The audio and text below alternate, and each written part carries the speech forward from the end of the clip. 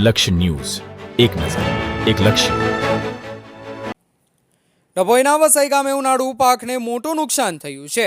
હાલ મહત્વના સમાચાર ડભોઈથી મળી રહ્યા છે. કમોસમી વરસાદ પડવાથી ડાંગર અને જુવારના પાક પલળી ગયો છે. ખેડૂતોના મોઢે આવેલો કોળિયો છીનવાયો છે.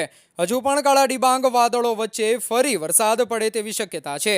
1500 વીઘામાં જુવારના પાકને નુકસાન થયું છે, જ્યારે 200 થી 500માં ડાંગરના પાકને પણ નુકસાન થયું છે. મોડી સાંજે પડેલા વરસાદને કારણે ખેડૂતોની ચિંતા વધી છે. પાકને મોટા પ્રમાણમાં નુકસાનની ભીતિ સેવાઈ રહી છે. ખેડૂતોએ વળતરની માંગ પણ કરી છે. અચાનક પડેલા વરસાદને કારણે ખેડૂતોની ડાંગ અને જુવાર પલળી જતા નુકસાન થયું છે. વસઈ ગામમાંથી નિલેશ પટેલ બોલું છું. અમારા ગામમાં લગભગ 1500 થી 2000 વીઘા જુવારનું અને લગભગ 500 વીઘા જેવું ડાંગરનું વાવેતર થયેલું છે.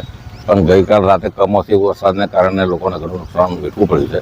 સરકારશ્રીને એક જ નમ્ર વિનંતી કે અમે માલ તો પિલિંગ કારના બેઠા છે, પણ એમની ખરીદીની જે સિસ્ટમ છે બહુ સ્લો છે અને ઝડપી નથી. એટલે એ સુધારે અને જલ્દી ખેડૂતોનો માલ લિફ્ટ થાય, 24 કલાક કોટા ચાલવે કે ડબલ કોટા કરે અને માલ જલ્દી એમના ગોડાઉનમાં શિફ્ટ થાય એવી વ્યવસ્થા કરે એવી નમ્ર વિનંતી, જેથી કરીને ભવિષ્યમાં આવું નુકસાન ના થાય. અને અત્યારે સુધરે તો જલ્દી કોટા ચાલે તો હજુ લોકોનો માલ બહુ બચે.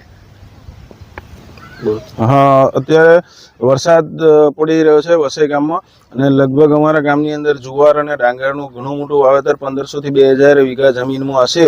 અને જે અત્યારે સરકાર શ્રી MSP પ્રમાણે જે ખરીદી કરી રહી છે એ ખરીદી પ્રમાણે સમયસર ખરીદી ના થવાને કારણે અત્યારે ખેડૂતોનો માલ પલળીને નુકસાન વેઠવાનો વારો આવ્યો છે.